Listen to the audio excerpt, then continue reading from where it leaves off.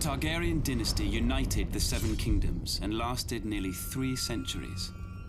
It was a dynasty forged in fire, sealed in blood, and destroyed by rebellion. The Targaryens are blood of the dragon, descended from the nobility of ancient Valyria, a once mighty empire in the east. When the cataclysmic doom laid waste to Valyria and its people, the Targaryens survived, having settled on the island fortress of Dragonstone years before. They remained there for a century, until the rise of Aegon the Conqueror. Instead of attempting to reclaim the eastern lands of his ancestors, Aegon sailed west for the Seven Kingdoms, his sisters Visenya and Rhaenys at his side. To keep the bloodlines pure, Aegon continued the custom of his Valyrian ancestors and took both of his sisters to wife. Together, they came ashore on the eastern coast of Westeros, their blazon a dragon with 3 heads, representing Aegon and his sister wives. Their words, fire and blood. While their host was small in comparison to the armies of Westeros that awaited them, Aegon and his sisters had a secret weapon, the last of the dragons.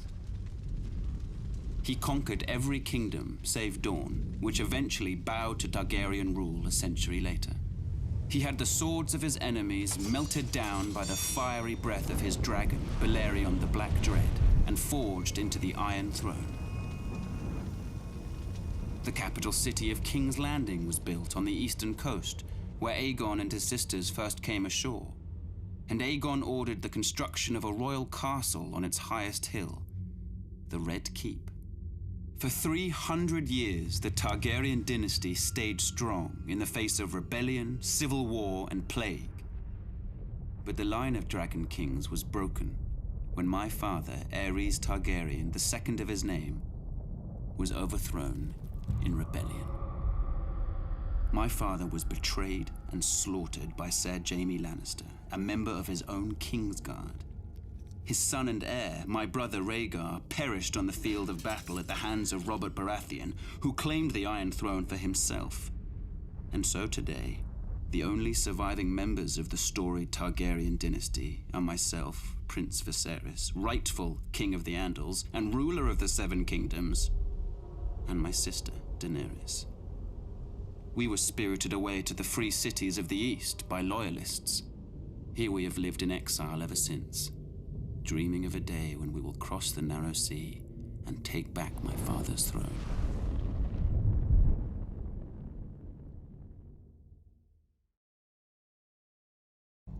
The Starks of Winterfell trace their descent to the first men in the Age of Heroes. The family's founder was Brandon the Builder, who, in the aftermath of the Long Night, helped establish the Night's Watch. Legend has it he enlisted the aid of giants and the powerful magic of the Children of the Forest to raise the mighty wall, which has protected the realm for generations. He went on to build the ancestral seat of Winterfell and reigned as the first king in the north. The Starks reigned as kings for thousands of years, even withstanding the invasion of the Andals. As the southern kingdoms fell and the Children of the Forest were driven away, the north stood strong, maintaining its religious customs and its way of life. Eventually, the reign of the Kings of Winter came to an end with the coming of Aegon the Conqueror. After Aegon and his dragons destroyed the combined armies of the Reach and the Rock at the Field of Fire, King Torrhen Stark bent the knee and swore fealty to the Targaryen dynasty in order to spare the destruction of Winterfell and his people. He was forever after known as the King Who Knelt. As a reward for his submission, Aegon named Torrhen Lord of Winterfell and Warden of the North. The Starks take great pride in their history and traditions. It is one of the few noble houses that still keeps the old gods. A sacred weirwood tree looms large in Winterfell's Godswood. Its ancestral sword, Ice, was forged in ancient Valyria and has been passed down through the generations. House Stark remains steadfast in its support of the Night's Watch, even as the once illustrious order has fallen on hard times. Much like their sigil, the Grey Direwolf, House Stark is the stuff of legend in the north and throughout the Seven Kingdoms. And their family words, winter is coming, serve as a reminder of their beginnings in the wake of the long night, and a grim portent of things to come. On the far western coast of the continent, high atop a rocky promontory overlooking the Sunset Sea, sits Casterly Rock, ancestral seat of House Lannister. Below it lies Lannisport, one of the great cities of Westeros, a center for trade, culture, and the great Lannister fleet. There are a number of gold and silver mines in the Westerlands, making it the richest region in all of Westeros. One of the most productive mines lies beneath Casterly Rock itself, making House Lannister the wealthiest of all the noble houses. This allows House Lannister to finance many endeavors of other noble houses. Even the king himself has sought credit from Casterly Rock from time to time. We Lannisters claim our descent from the Andal invaders, and through the female bloodline, Lann the Clever. According to the legend, Lann, using only his wits, won Casterly Rock from the noble House of Casterly during the Age of Heroes.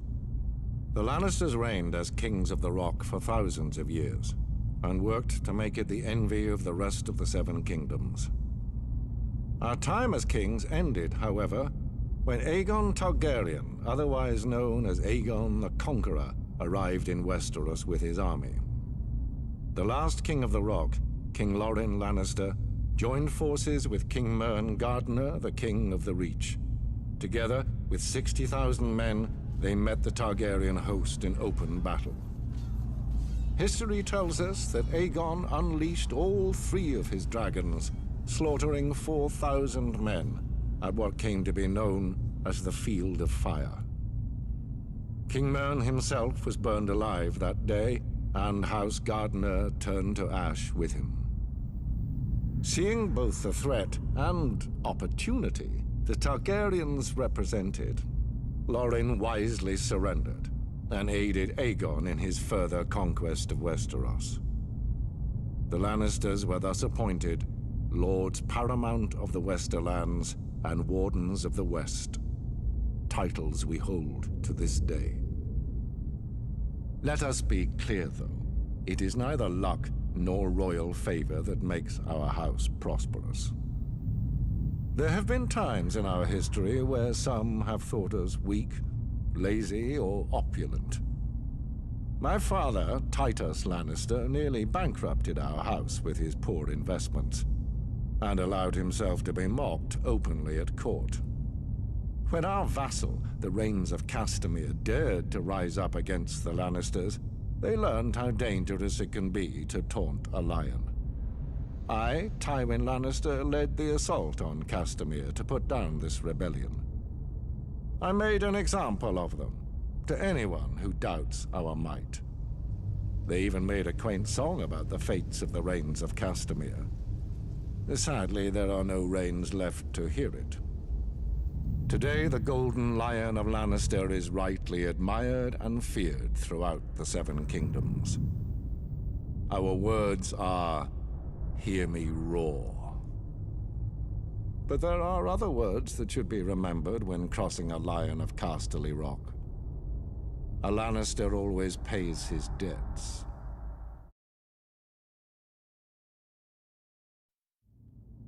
Ours is the fury. These are the words of the Black Stag of Baratheon. A battle cry echoed throughout the land in rebellion when I, Robert Baratheon, the first of his name, seized the Iron Throne from the Mad King Aerys Targaryen, ending a dynasty nearly 300 years old. House Baratheon was born in the Wars of Conquest, when Aegon the Dragon invaded Westeros.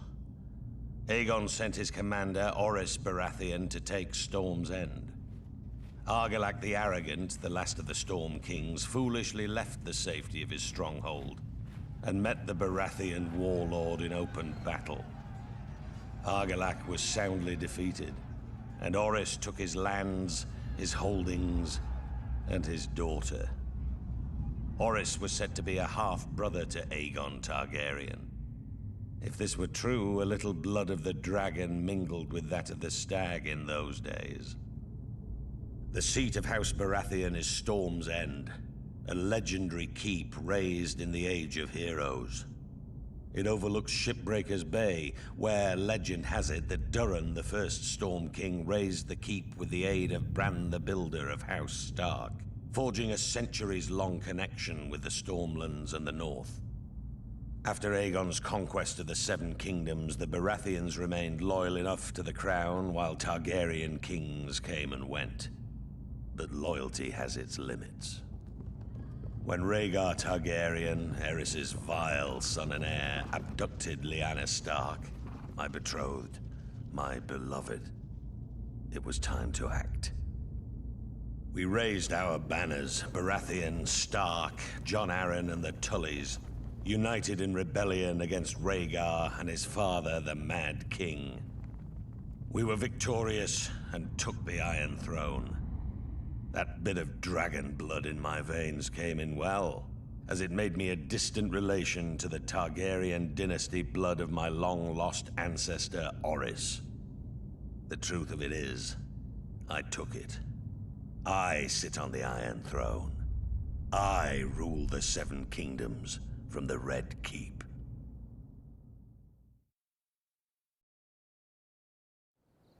House Tyrell trace our descent to Garth Greenhand, the legendary first king of the Reach who made the land bloom.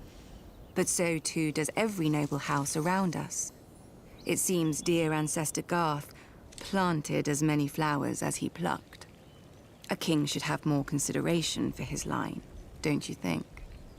For over 1,000 years, the Greenhand sons and grandsons ruled the Reach as House Gardener. The offshoots of his daughters grew into vast and powerful houses in their own right, except for House Tyrell. We chose instead to serve our Gardener cousins faithfully as stewards, to manage their stronghold of Highgarden and the daily affairs of the Reach. Our words are growing strong. And under our stewardship, the Reach did just that. As did we. Until a blundering king almost cost us everything. Aegon Targaryen had landed in Westeros. King Mern allied us with the Rock to repel the upstart's army. One can only marvel that King Mern did not reconsider when he saw the living dragons against him. Perhaps he should have sought counsel from his trusted stewards before he set out. Then again, perhaps he did. At the Field of Fire, Aegon, and let us not forget, his sisters, burnt the combined armies of the Reach and Rock. King Mern paid for his misjudgment with his life and that of his ancient family. In a day, the Reach had lost its king, its ruling house, and most of its army. Thankfully for everyone, my ancestor, Harlan Tyrell, had better sense. Until the Maesters sorted out the intel among Mern's cousins, Harlan the Steward was acting Lord of Highgarden. To ensure peace and life in the Reach, he would yield the castle to Aegon. The other castles and families would then follow, as they had since the Dawn Age. Aegon had a continent to conquer, and the fertile Reach was too valuable to raise. He accepted Harlan's proposal and welcomed our lands into his kingdom. To show his gratitude, Aegon entitled Harlan to Highgarden, the castle his family had served for 1,000 years, and made House Tyrell his wardens of the South, choosing us over older, greater families in the Reach. Our house thus owed everything to the Targaryens. So is it any wonder we stayed true to King Aerys, even during his madness, and even after Robert Baratheon rebelled? Some may question my father for laying siege to the Baratheons' home, instead of marching to aid Prince Rhaegar before Robert could kill him and scatter the royal army. But let us not forget that we had already dealt Robert his only defeat of the war at Ashford. If Lord Tywin Lannister had not vanquished the Mad King so suddenly, our siege would have destroyed Robert's home and his brothers, and won the war for Aerys. But when the Targaryens fell, House Tyrell again chose peace and prosperity over war and devastation, and bent the knee to King Robert Baratheon, first of his name. We returned to Highgarden to manage the affairs of the Reach, as we had for thousands of years, and will for 1,000 more. Other great houses take lions and wolves for their sigils, and draw their power from the gold in their mountains or the cold of their winters. But mountains run dry, winter yields to spring, and the rose blooms once more.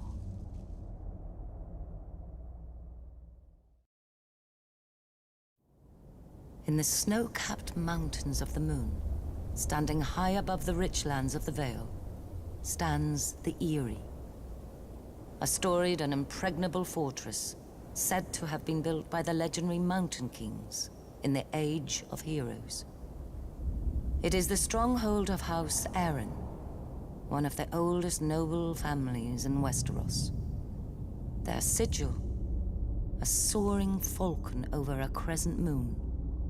Their words, as high as honor. The Arryns are direct descendants of the Andal invaders, who sailed across the narrow sea and came ashore at the Fingers. According to legend, Sir Artus Arryn, known as the Winged Knight, soared through the sky atop a giant falcon, landing on the peak of the highest mountain, where he defeated the Griffin King in battle. It was the Andal's first great victory over the First Men, and Sir Artus was duly rewarded. He was declared King of the Mountain and the Vale, and the region was renamed the Vale of Arryn. Thousands of years later, Aegon the Conqueror arrived in Westeros. House Arryn bent the knee to Aegon and his dragons, and were allowed to maintain the control of the region, as Lords Paramount of the Vale and Wardens of the East. Over the centuries, House Arryn remained loyal to the Targaryen dynasty, until Lord Jon Arryn joined with houses Baratheon and Stark in rebellion against Mad King Aerys. Upon winning the Iron Throne, Robert named Lord Jon Hand of the King, a position he held until his mysterious death. Unbowed, unbent, unbroken. The words of House Martell, a promise to our enemies and a challenge to our lovers. Thousands of years ago, the warrior queen Nymeria crossed into Dorne from Essos, fleeing the dragon lords of Validia. After she landed, she burned her ships, all 10,000 of them, so no cowards could slink home. What a woman. Dornish in spirit before she ever was in flesh. She was lucky to land in Dorne, where powerful women are not locked away in septs and the beds of old men. My ancestor Mors Martell saw her and desired her, and proved that where armies fail, a tongue may succeed. Wedding his strength to hers, his spear to her son, they subdued all his rivals together. After the tradition of her people, House Martell then ruled Dorne as princes, not kings. Unless the eldest child was a daughter, for unlike the rest of Westeros, our loyalty isn't commanded by a cock. We follow a prince or a princess Martell just the same. And we always have. Some people forget that Aegon Targaryen crowned himself Lord of 6 kingdoms, not 7. When his sister marched on Dorne, she found no mighty hosts drawn up against her for her dragon to burn and her soldiers to slaughter. The sands swirled, men died, and her dragon saw nothing. The sun shone, men died, and her dragon bowed to our greater fire. The Targaryens retreated with their tails tucked between their legs. Of course, in later years, his descendants would try again. Daeron the First succeeded at great cost and reigned in Dorne for a few glorious months. One night, his steward pulled down a sash by his bed to summon his consorts. Instead, the canopy split open and 100 red scorpions fell on him. He was a Tyrell. You would think he would be used to getting stung. Within a fortnight, House Martell again ruled a free Dorne. Eventually, After centuries of courtship, House Martell got into bed with the Targaryens. We took King Daeron II and his sister for our own before they could take each other, and 6 kingdoms became 7. Even now, I do not blame my ancestors. One look at those long, silver locks. It is not every day a man gets to ride a dragon. But they soon learned that you can't leap off a dragon at will. My sister Elia, she married Prince Rhaegar Targaryen and became the princess she already was. In Dorne, she walked among vipers, and none would bite her. In King's Landing, she found herself surrounded by lions. When Robert Baratheon rebelled against his rightful king, his future father-in-law, Tywin Lannister, ordered his beast, Gregor Clegane, to rape and murder my sister, along with her helpless children. And men called the Lannisters heroes. Now, Lannisters sit on the Iron Throne, surrounded by the blasted swords of Aegon's broken foes. I wonder if they remember, as I do, that none of those swords are ours.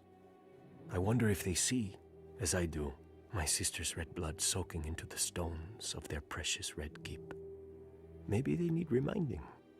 The lion may be a mighty beast, but pride always lifts his gaze to the horizon, never seeing in the grass the viper. Other houses chose dragons, krakens, and lions for their sigils. We Tullys took the trout, that most terrifying of fish, especially when it leaps out of the water. I suppose you don't have many options when you live in the Riverlands. Could have been worse. We could have been minnows or wheat. After all, we make a lot of it. Though our land doesn't get as fertile as ours just by water. The old River Kings, Storm Kings, and the Kings of the Rock spilled blood here for thousands of years, squabbling like children over a new toy, until the Ironborn came and spanked them with their axes. Under Harren the Black, their kingdom stretched all the way to the God's Eye, where they built the largest castle Westeros had ever seen. Maesters teach that Harren was a fool, but he had some sense. If you're going to enslave and torture an entire people, you best have thick walls to hide behind. But the very day the last stone was laid in Harrenhal, Aegon Targaryen landed in Westeros. As soon as he saw Aegon's host on the horizon, my ancestor Edmund led the mass desertion of Riverlords to Aegon's side. I doubt Harren even noticed. The problem with huge castles is they blind you to what's outside, both by their size and the arrogance they inspire. Not that the Ironborn ever lacked for that. They take pride in their ignorance of every trapping of civilization, though any baker could have told them that fire turns stone walls into an oven. And so Harren the Black finally lived up to his name, and the Riverlord swept the Ironborn back to the sea. In return for Edmund's service, House Tully was made Aegon's new Lord Paramount of the Trident, and all the other lords had to swear us fealty. But old habits die hard. The Riverlands are, and always have been, the middle child of Westeros, caught up in every fart from one lord at another. My ancestors knew that for the Tullys to survive, alliances must be made. Our trout has swum up so many rivers over the centuries and leapt onto so many plates that it's a wonder half the realm's sigils don't have fins by now. Thus, every Tully child is taught family, duty, honor. The Tully words, and pains in the Tully arse. When I returned from the War of the Ninepenny Kings, people called me Sir Brynden. But my older brother Hoster called me Engaged. A great match with a very rich house, to be sure. But I just fought and killed a great deal of men and had no desire to be told when and whom to marry. I broke ties with him, earning the name Blackfish along with my personal sigil, a much more intimidating black trout. I was too stubborn at the time to realize that while other houses fight with swords, House Tully fights with marriages. Then my niece Catelyn's betrothal to Brandon Stark drew us into the war against the Mad King, while my other niece Lysa's betrothal to Jon Arryn cemented the rebellion. If I'd have obeyed my older brother earlier, we'd have had the largest navy in Westeros with us then as well, and our victory would have been swift. Of course, I never mentioned this fact to my brother. He'd have taken it as an apology. My brother is dead now, and my nephew Edmure rules in Riverrun. Gods help us. A trout that can't tell the worm from the hook. But he is a Tully, and he is unmarried, and there is a war. We all know how this story ends. Maybe she'll be beautiful. Maybe she'll be rich. As long as she brings swords and men to House Tully, she could look like the fish we hang all over Riverrun. He'll honor his duty to family and swallow it. One blackfish per family can be overlooked. 2, and we'd have to change all those pretty banners.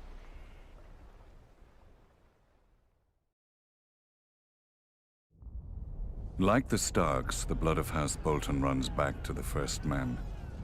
Singers call those times the Age of Heroes. A mask for a savage world that bred savage men. The Lannisters swindled their enemies. The Storm Kings hammered them, and the Starks cut off their heads. In such company as this, were the Boltons really so indelicate? Unlike some other houses, my ancestors owned the Bolton words, "Our blades are sharp." They passed down not a Valyrian greatsword, but a knife, honed and thin enough to fit between the topmost layer of skin and the tissue below, and peel. For as we all learned as children, a naked man has few secrets, a flayed man none. In those dark days, they say that some of my more willful forebearers would even wear their enemies' skins as cloaks. But no such tokens remain, if they ever existed. Certainly not hanging in some secret room in the Dreadfort, as old wives and fools insist. I suspect my house itself was responsible for spreading such rumors in the first place. Few weapons are as effective as terror, and this was an age of war. House against house, brother against brother. The Iron Men were on the rise, and never far from our shores. We must have seemed ripe for the taking, too busy fighting each other to deal with the raiders as they deserved. Thus the Starks took it upon themselves to unify the North, under them. They drove the pirates out of White Knife and claimed the eastern coast, and married the Marsh King's daughter for the neck. A Stark wrestled for Bear Island and won. Or so they say. Silly stories. Blood and Steel won the North, and the Starks had the most of both. After years of war, my ancestors gave up their barbaric practices and bent the knee to their new kings. Thus House Bolton became what we are today, loyal bannermen and staunch ally to the Starks, and the second greatest house in the North.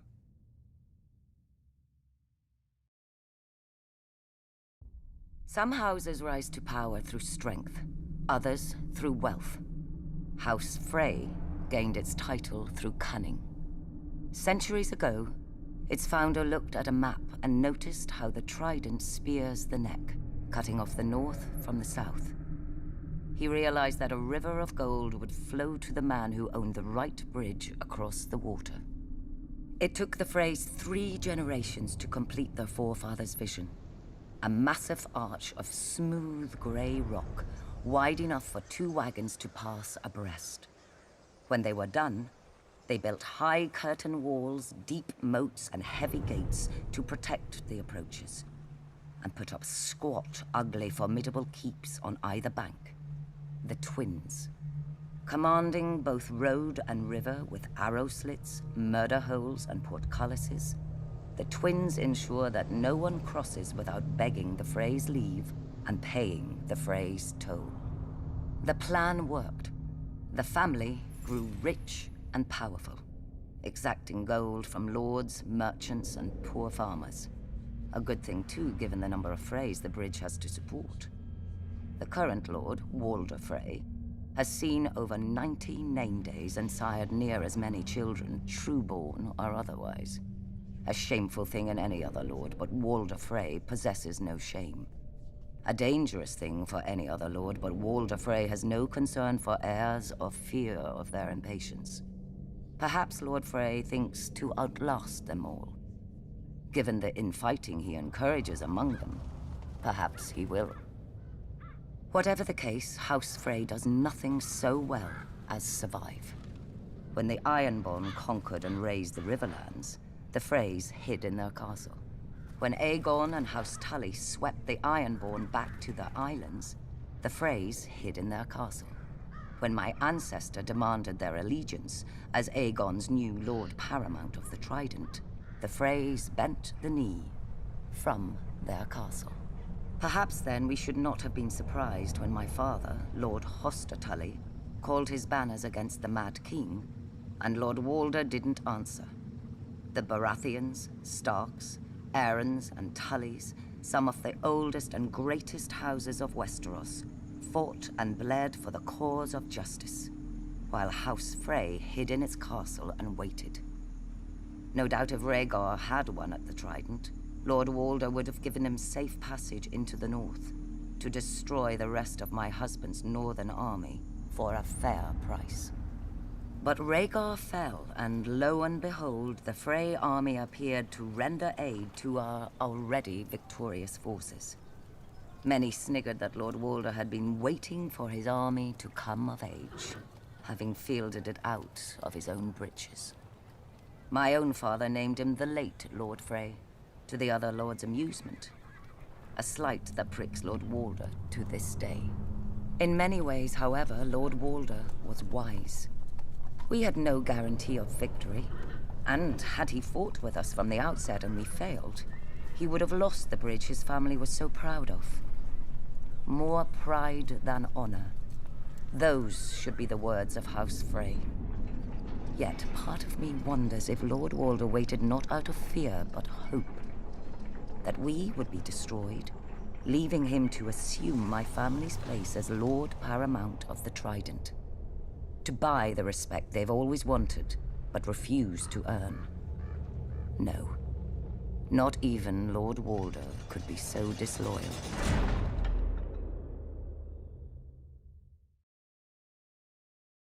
Honor, glory, lies to make idiot boys want knighthood, and idiot girls spread their legs for it. Let me tell you what makes a knight. Killing. Either enough men or the right man. House Clegane should know. We're very good at both. Most families claim some great ancestor so far back that nobody can prove them liars. Not us. My grandfather kept the kennel for Lord Titus Lannister of Casterly Rock, the father of Lord Tywin. Lord Titus was a weak man who didn't know it. One day while hunting, he stumbled on a lioness. Instead of embracing the man who wore her on his banners, she tried to tear out his throat. Lucky my grandfather came up with the dogs and drove the big cat away. As a reward, the Cleganes got lands and a keep and a son to squire for the Lannisters.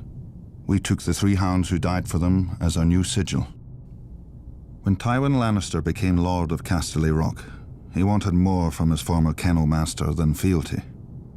He bet that training hounds to kill isn't far from training boys to kill. In just 2 generations, my brother Gregor and I proved him right. I gutted my first man at 12. Years after, servants started disappearing in our keep, and even a sister I don't remember. But nobody could prove anything against Gregor, or dared if they caught him at it. For my father wanted a knight in our family, and thought he'd found one in Gregor, who at 13 towered over enough men that they called him the Mountain. Sure, Gregor looks quite the champion from a distance, but a mountain can't cleave a man in half with one blow. and won't break a wench's face if she talks. Through Lord Tywin's influence, Prince Rhaegar Targaryen kindly anointed my brother personally. A great honor for our family, everyone said. 1 year later, Ser Gregor chivalrously sacked the prince's city, brained the prince's baby, and raped and murdered the prince's wife, winning our family yet more honor from the new king and queen. Soon after, my father died. They say in a hunting accident. The same day that Gregor became lord of the Clegane lands, gold and anything under his roof, I left our home to take service at Casterly Rock. Lord Tywin is not like his father. Neither is King Joffrey, or the likes of me would never be on the King's Guard, with all those true knights. Between them, a man who serves the Lannisters will never lack for killing. I'll guard this king, such as he is. Gregor will kill the other ones, such as he does. When we're done, we'll see how many people still believe in songs and fairy tales. Mudmen, bog devils. Those are just the most pleasant names our fellow northerners have for us, the Crannogmen who live in the swamps of the Neck. Because we do not live in castles like them, because we do not farm like them, because we are not tall or rich like them. But through our veins flows the same blood of the first men, and, at times, maybe something more. We still live much as they did, on floating islands in houses of thatch and woven reeds. We fish, hunt, and tell our children of our heroes. The knight of the Laughing Tree who fought in the year of the false spring. The last Marsh King who challenged the Starks and lost his crown and his daughter. And other stories, older still, since lost to the world. The Neck was not always a swamp. In the Dawn Age, it was as dry and fertile as the rest of the North. But during the war with the First Men, the Children of the Forest brought down the Hammer of Waters on the Neck, trying to break Westeros in two. When the waters finally receded, they left the bogs and swamps we know today. Many of the First Men decided to fight on, but my ancestors wisely chose to heed the children's power and advanced no farther. They beat their swords into frog spears and fish hooks, and settled a land forever devastated by the folly of war. Unlike the rest of Westeros, we keep no garrisons and raise no soldiers for petty spats with our neighbors. Our land protects its own. An outsider will find in the Neck an endless morass of suckholes, quicksands, and green grass that looks solid to the unwary eye, but turns to water the instant you tread on it. If you're lucky enough to be armored, you'll only drown inside your own steel. If you're not, you get to meet what swims in that water. Serpents and monstrous lizard lions with teeth like daggers and never enough to eat. Don't worry. Only your horse will live long enough to feel their poisons burning through it. If you somehow survive all this, you may find that a well-placed dart can be as deadly as any blade. Not that you'll see us blowing it your way. Since the fall of the last Marsh King, House Reed has ruled the Neck beneath the banner of a black lizard lion on a grey-green field. We are not wealthy, powerful, or known even to our own countrymen. Our home, Greywater Watch, is no castle you've ever seen. And seeing it once does not mean you'll ever find it again. For Greywater Watch moves. Many would-be conquerors have died trying to find us. With war all around and our Stark Lord besieged on all sides, many more will doubtless soon try. They will look at us on a map and see a stranglehold for the north. And they will forget that the sea itself once entered the Neck, and not all of it returned. From the east coast of the Vale, the fingers reach out into the narrow sea. 4 rocky peninsulas plagued by wind and rain, and barren to all but the hardiest of weeds. The ancestral home of House Baelish. Our house began with my great-grandfather, a Braavosi sellsword who came to the Vale at the invitation of House Corbray. My grandfather raised himself to the status of hedge knight, and even managed to acquire a bit of land and a keep on the smallest of the fingers, though I do believe he often missed sleeping under his titular hedges. The only thing worse than owning a dreary and desolate land is owning only a small portion of it. Luckily, I didn't spend much time there as a child. During the War of the Ninepenny Kings, a cheap name for a cheap cause, where other men fought for the king my father fought to befriend Hoster Tully, Lord Paramount of the Trident and head of one of the oldest and greatest houses in Westeros. Thanks to my father's heroic efforts, Lord Hoster agreed to foster me at Riverrun with his own children. Until then, my whole world had been a small tower on the gull-stained rocks of the Fingers.